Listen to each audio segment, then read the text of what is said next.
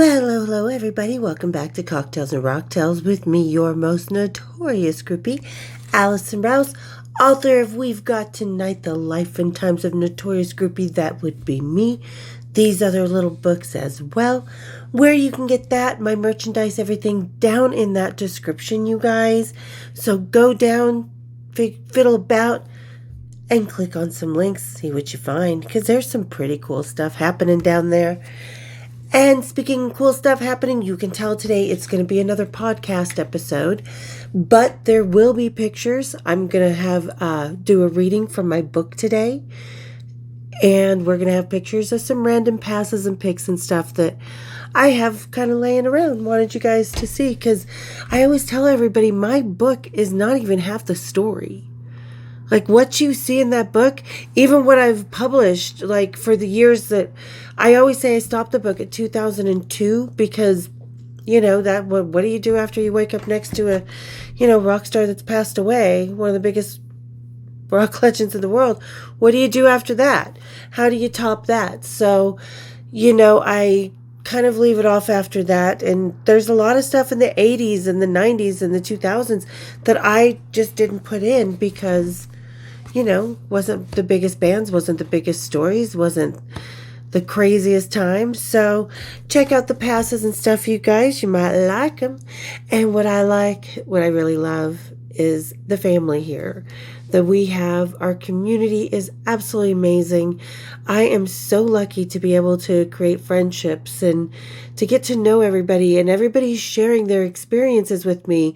I feel so excited to give the 80s ladies a place to go, because as 80s groupies, we've kind of got the short end of the stick, when in reality, we were the baddest bitches of them all. The 80s was a whole different ball game. And speaking of ball game, you guys, today's cocktail is one of my favorite locals, Epic. These guys do a lot of amazing flavors, a lot of really cool brews. They name a lot of stuff from our local Salt Lake City area, and especially this one. Their stout base that they create the Big Bad Baptist series on is absolutely amazing. And this one is their Big Bad Baptist s'mores. So I cannot wait to try this. This is this year's seasonal stout, because they do a different stout every year. So, okay, and I'm not going to tell you what the reading of the book is quite yet, because this one that we do, we're going to get back to the Big Bad Baptist, because we're going to have a little drinky drink. So everybody grab your Big Bad Baptist, kick up your feet, and let's have a cocktails and rocktails. Cheers, big ears. Okay, let me see. Oh, God, that's good. Okay, that I can actually taste the marshmallow in this with the s'mores, which again, you don't get a lot of when you're getting stouts and stuff. You do get those heavy flavors like cocoa or, coffee, espresso, stuff like that, the whiskey soak. So you get a lot of bold flavors, but this marshmallow flavor is just really smooth. And I know Epic is available for a lot of places around the United States. So if you see anything by Epic, especially their stouts, grab them. They are delicious. And speaking of delicious, you guys, we are going to jump in our DeLorean and go back in time. We are going to go back to the 80s. And this first pass right here, this is the one when this happened. So we are going to do a reading about now, and I'm surprised I've done this before. One of my first videos was about this, and it doesn't get that many views. And you guys, it's a killer story. And I do get a lot of people ask me, do I know Nikki Sixx? Have I ever met Motley Crüe? Fuck yeah. Like I said, this was one of my first episodes on this channel. So this is Motley Crüe with Kristen and I in 87, I believe. This was September 30th of 87. So, all right, kick back, enjoy the little pictures of the passes and pics, and let's get to reading. Okay, so of course, after the last time she and I had hung out, I called Kristen to join me for the next concert. Motley Crüe was coming to town, and I finally had a partner in crime that was going to stay around. Plus, she had some awesome leather and spandex outfits that I could borrow as well. Because ladies, when we're young, we always swap clothing. So Kristen and I doubled our wardrobe when we met. We had some pretty cool stuff. Okay, so it seemed like kismet, and in a way it really was. Kristen would become the final straw in the haystack that became the staple of the SLC groupie roster. Danny had enrolled in college and was spreading her wings there for the time being. But that didn't stop her from indulging herself from time to time in a concert or two. Just not in this one, unfortunately. Because it was a damn fun one, and the last time I ever got that fucked up early in the day at a show. Because ladies, trust me, I say this all the time, don't be the trashy drunk. And this right here, this is a cautionary tale about that. Drink, have a good time, but don't be that sad drunk. Don't be that falling down, thrown up in the tour bus toilet drunk. Been there, done that. So, okay. I went to Kristen's high school bright and early the day of the show, like 8 a.m. Oh, okay, let me start that again. So I went to Kristen's school bright and early day of the show, like 8 a.m. bright and early, and found her wandering the pre-class hallways. I easily talked her out of her classes she wanted to go to before the show, and we jumped a city bus down to our home away from home, the Salt Palace. The tour buses spilled out into the streets. There were so many, but there were no groupies. Fuck yeah, we thought. So we stood our ground, doing the sexy things, standing there in our spandex and our corsets and our leather jackets, doing the poses, talking, giggling, looking so cute. And we stood there. Cue the crickets. Kristen and I looked around and noticed that not only were there no other groupies, there were no roadies or rockers either. I mean, it was probably about still 9 in the morning. Not even our old little man security had made his way to work yet. The booth was eerily empty. We looked at each other curiously before she and I realized it was only 9 o'clock in the fucking morning. That was too early for rock and roll. Hell, it had probably just gone to bed a few hours earlier, and here we were making a rookie mistake. But true to form, Kristen and I decided that going home to wait was not an option. Fuck it. We were about to make this party happen. After much deliberation, the consensus was that we should just knock on the bus door at 9 o'clock in the morning during the hangover-soaked 80s. Kristen and I marched in our spandex and lace towards the nearest tour bus, the clicking of our heels on the concrete signaling our mission. Tap, tap, tap. Not the tap, tap, tap, when the guy's down on you. This is the knock. I should have put knock, knock, knock, because we know what tap, tap, tap here is, right? Okay, so knock, knock, knock. We waited sort of patiently. Nothing. Nope, not having this. She knocked again, louder, to signal that we weren't going away. We were here to meet rock and roll, and we're going to make that happen, by God. After the second knock, the door flung open with an angry roadie stuck to its inside handle. "What the fuck do you want?" the sleepy roadie said, rubbing his eyes. Once focused, he happily realized who was standing at the bottom of his steel stairs. It wasn't the roadmate he expected. It was us. Two lovely little creatures cooing in his direction. "We are the Salt Lake City Welcoming Committee," I instantly quipped, trying to cheer him up with a little seductive hospitality. "I am Allison, and this is my friend Kristen. They call us Captain Love and Lieutenant Lust. We would like to be the first to welcome you to our fun little town." See, this is how we were known as the Salt Lake City Welcoming Committee in the 80s. I always forget about that. And this is the day that moniker that people came to know us by. This is the day that was made up. And Captain Love and Lieutenant Lust was something the guys from Def Leppard used to call Kristen and I. That was our nicknames. Well, after Marie and I ditched him in New York, it was more like fucking bitch was my nickname from Savvy. Anyway, whole different episode. So, "Hey there," Kristen followed up with a sinister little twang and a smile. And that was that. From then on, we introduced ourselves as the Salt Lake City Welcoming Committee and became known likewise as well. It was the last of the rock and roll monikers, and it was ours. "Well, hello, ladies," said the much friendlier roadie than before. "What is it that you are going to welcome me with?" he said as he brushed us up the stairs with his arm and lecherous intentions. Kristen had some cocaine and a dirty mind, so after a while she disappeared into the back with our new friend Roadie Guy. I don't remember his name. I wandered about the steel home on wheels and tossed around the little plastic pigs on the front lounge table while sipping on my morning vodka and grape juice concoction. Oh, that's right. They had no orange juice. It was grape juice. My new friend and Roadie Guy emerged freshened up by the schmocaine and flushed from another kind of below altogether.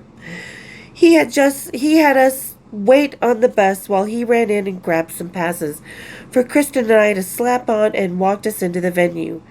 The Salt Palace was a skeleton of gear and roadies in full work mode, their black pants and black tour t-shirts flowing and ebbing to bring the show together. We took our place among the road cases and giggled quietly as we watched the men try to work and undress us with their eyes all at the same time. Somehow, we ended up talking to their production manager, who learned of Kristen and I's true intentions. Nikki, and I think she wanted Vince, but I think it was Tommy, maybe. I don't know. Maybe Tommy. I don't know. He said that if we went back to the hotel with them, we would be able to meet the band. He guaranteed it as he stood over us with one hand on his hip and the other clutching a rolled-up dollar bill. We knew what he wanted, and it wasn't us. He wanted the schmocaine that Kristen had bought, the rolled-up dollar bill, that thing. Kristen and I jumped off the black and silver tour cases and followed the production manager out the back doors and off into the broad daylight. We went back behind the palace to the Doubletree Hotel, not the usual Marriott. As we entered the guy's room, he began making phone calls and waking other people up. Yep, he would say. They are hot, trust me. Of course they have some. I wouldn't be calling you if they didn't. Okay, see you in a few, he said, before hanging up the phone. Kristen and I listened slyly but intently to his conversations as we chopped out and mixed more drinks from the minibar. We listened to him Pied Pipering the boys down for a little early day debauchery. It had to start sometime, so why not now, before noon? All right, sweethearts. The boys are headed over, so let's get this party started, he said as he hung up the last phone call. We lost ourselves in the lines, the booze, and conversation when I anxiously looked out the windows towards the city and noticed a cab pulling into the front drive of the hotel. I called over the production manager and Kristen to evaluate the view. We all leaned forward a little in curiosity. Production manager guessed it was the boys, and sure enough, there he was, 5 floors down. Nikki getting out of the cab with Tommy. It seemed the lure of a little morning schmocaine and groupies was enough to get a restless rocker out of bed and a few blocks away. Kristen and I looked at each other and giggled. Production manager had lived up to his promises and delivered room service to our little teenaged hands. Well, that was easy. This whole rock and roll backstage thing was like shooting fish in a barrel. Never in my small town room, decked out with its pop-saturated boys, did I ever think that being a groupie would be so accessible. But like I said, timing was everything, and this was the time and the place to be a groupies. The 80s topped it like no other. And it would be the last time in the history of rock and roll that being a groupie could make an international lover out of a small-town high school girl. And it was fucking brilliant. And so was Nicky as he waltzed through the door with a snide smile on his face, looking for the schmugs and sizing up Kristen and I to see which one he wanted. Didn't matter which one he wanted. I wanted him, and my groupie sister wanted Tommy. Because, like I always say, in the 80s, it wasn't about the rocker's choice. They were merely the pickings in our candy store. We split into our respective rock and roll directions, me with Nikki, Kristen with Tommy, making ourselves comfortable into pairs around the room. For the next few hours, we all dove headfirst into the schmugs and booze. I think we ordered some sort of room service that barely got eaten before Nikki and I went into the bathroom to have a little doctor, to play a little doctor. Just as I was about to open my mouth for a little pick him up, and yes, ladies, he had showered by the time he hit Salt Lake City, because we all know about the spaghetti incident. Kristen and Tommy interrupted us with the announcement of more people coming into the room. They started banging on our door. Vince and the roadie that we woke up now entered our little opium den with some more booze, while I called room service from the bathroom for some mixers. I was learning that if rockers were going to provide a certain lifestyle, I, as the groupie, was expected to order up the side dishes, not pay for them. Just get them there. I could do this, no problem. It was just like being a little hostess, just not the kind that the Rainbow Girls had taught me to be. I had the je ne sais quoi of a debutante and the dirty mind of a penthouse pet, and was seemingly slipping into my new role as easy as I had just slid into my knees with Nikki in the bathroom. And before we knew it, and after some heavy petting in the corner with Nikki, the phone call came that cracked the glass of our fragile little hotel room world. Fuck! It was time for sound check. Was it really already 4 p.m.? 3 p.m. even? Had time just flown by that fast? Apparently, and we all had to move our asses if the band wanted to make it anywhere near on time. Kristen and I scooped up the party into our purses and made a quick call to get some more to meet us at the gig before our ragtag bunch made its fucked up way into the hall for the long wait by the elevator. As the door slid open, we all, unwittingly, climbed into the medium-sized silver box. We all tried in so much vain to sober our look up for the long walk of shame across the hotel lobby into the waiting limos parked out in front. Nikki teasingly smoothed down the back of my mussy big 80s hair, while I made sure he was all tucked into his clothing. Kristen and Tommy groped at each other, and the rest watched with laughter at our comedic antics. For some reason, production manager noticed that it seemed to be taking an awful long time for the elevator doors to open. The floor counter on the top of the door had been stuck on floor 1 for some time now, but I noticed that the counter on the side by the buttons of the door said floor 2. Production manager and I looked at each other.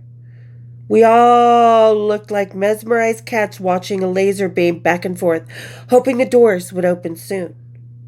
That didn't happen. This could not be happening. No, no, no, no, no. Once again, for what seemed like forever, we waited. The doors, they still didn't come along. Fuck. It hit us all at the same time as we broke the silence with our collage of swear words and protests. We were stuck. This elevator was taking the opportunity to fuck with us and to fuck with its drunken inhabitants. While production manager and Nikki tried to pry the doors in the hopes that we could climb out, Kristen rang the alarm, and I picked up the little elevator phone hidden behind its door and called the only number I knew to call. Room service. Hello, the voice said sweetly. This is Carrie with room service. How can I help you today?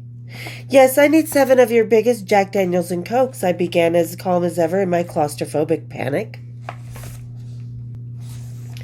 And what room are you in? She inquired. The elevator, I said nonchalantly. Excuse me? Yes, you heard me. The elevator. We seem to be stuck between the first and second floors, and a Jack and Coke would be lovely after you call the maintenance men to get us the fuck out. I was about to lose it. Nikki came over, and not the lady, because I was claustrophobic. Nikki came over, noticing that I was panicked, and rubbed my shoulders. I finished out the call, assuring the girl that we were, in fact, stuck in the elevator, and after being on hold for about 5 minutes, she concurred. I hung up the phone with the good news that we had been discovered and freedom was surely soon behind. Soon. Soon, please, I hoped. Sure enough, about 20 minutes after I called room service and some making out with Nikki in the corner. Of course, to take my mind off the little silver box we were stuck in like lemmings, the elevator doors opened just a few feet. We could see the steel beams that separated the first and second floor in the middle of the doors. Two heads stuck their way in to see if we were still alive after our seemingly eternal ordeal. We all looked above us at them, hoping they were our saviors. But those two, they had another plan altogether. As the mechanics stuck their heads into the tiny box, they saw another opportunity to further fuck with the obviously drunk-ass people inside. It's just Motley Crüe and their groupies, one of the heads began. We could just leave them in there. And smack. The heads disappeared and the doors shut as if we had never even called room service. Every one of us stood there looking up, waiting for the crack of the door to happen again. And we waited. And we waited. And we looked at each other as if to make sure that had just happened. And it did. Because it really did. Those two guys stuck their head in, they looked up and said, it's just Motley Crüe and their groupies. We could leave them in there and funk. Yeah, we were just like, what? What? I tried to laugh it off, as did everyone else in the elevator. You know, that awkward kind of Beavis Butthead laugh? Huh? Did that just happen? Huh? That type of thing. Okay, but in reality, none of us were sure we would get out of there anytime soon, or alive. In the end, before we knew it, the feel of the electric cables moving about the bottom of our steel trap began signaling our impending freedom. We cheered and hugged in celebration before clamming up into silence and running across the lobby in the only walk of shame I ever felt. I never looked up from the floor and kept my eyes all the way down until I saw the leather on the inside of the limo. We had been freed! We are now safely on our way around the corner to the Salt Palace, where we crossed the line of the sidewalk driveway and into the concrete paradise of rock and roll. I saw many more groupies than Kristen and I had seen earlier. Only this time, they were the ones still on the sidewalk, waiting for anyone to snatch them up and come into this world, into the band. Butterflies were rushing through my body as the car pulled up to stop in front of all the buses, and in full view of the other groupies that had come too late to play the band game. Because ladies that have been backstage, you all know what it's like when we pull up with our guys from the band by the buses and there's fans and groupies and everybody hanging out, and we pull up and we get out of that car with them, the limo, the white runner van or the black SUVs. You know, we get out and they're like, oh, dang, you know. And keep in mind, I was about 17 years old when this was happening. So butterflies were rushing. This was another first. The first time I had arrived to the gig with the band for a pre-show Peacock walk into the gig. Some local yellow jacket security guy came rushing to the doors and opened them, standing to the side like a Buckingham Palace guard. I looked at Kristen with a pirate smile before I was helped out of the back by Nikki's hand. I glanced out the window towards the sidewalk, the faces grimacing in anticipation to see who was attached to Nikki's hand. The other groupies were obviously irritated to see a heel and a leg coming out after him. You see, the woman he was helping out of the limo meant he was taken for the night. Was the girl coming out his girlfriend? Or was she some girl from Denver where they had just played? It would be better for all of them if it was, but no. As I emerged from the open door and onto Nikki's back for a little piggyback ride into the venue, the sidewalkers went still, frozen. I saw Bochet with some big-boobed tomboy chick named Cammie, looking territorial and pissed. Cammie getting antsy and pacing, trying to create a stir. Kristen got out of the back and curled into Tommy's arms, hoping it would hold her drunk ass up, and laughed at the crowd, envious of our free ride for the night. Those small steps Kristen and I had just taken out of the limo had suddenly signaled a changing of the guards in Salt Lake City. And the girls on the sidewalk, who had been around for years before, knew it. She and I were barely new faces on the scene, and now we're about to take over with the hottest rockers of the season. And I'm going to go ahead and stop there because a lot of people think I'm being like egotistical or a bitch or stuff like that because I talk about how, there was a changing of the guard. In the 80s, Salt Lake City was the groupie capital of the world, according to the rockers, the roadies, and everybody else. So it was competitive. And keep in mind, I was a teenager. I was in high school. So, of course, I'm going to have a bit of a snarky attitude. But again, it kind of changed, just like when Scammy Les Pars talks about how Sable Starr and Lori Maddox came, kind of started shifting the scene in their direction and their crowd's direction from Scammy Les Pars and the GTOs. I can't even say that with a straight face. But anyway, so it kind of just started shifting in LA, and it did in Salt Lake City as well. Because here were these new girls. We were determined. We were funny. We were free. We were just there to have a good time, chew our rockers up, spit them out, and go home and wait for the next ones to get into town.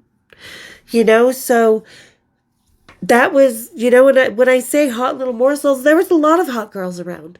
Salt Lake City, Texas, Nashville, Denver, Seattle, San Francisco. No, I'm kidding. But like I said, we were just there's nothing wrong with being confident in how you look. There's a difference between being confident and cocky.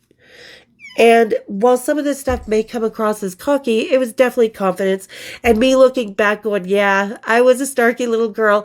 And we all can look back at our younger selves and go, God, I was so much hotter than I thought I was back then.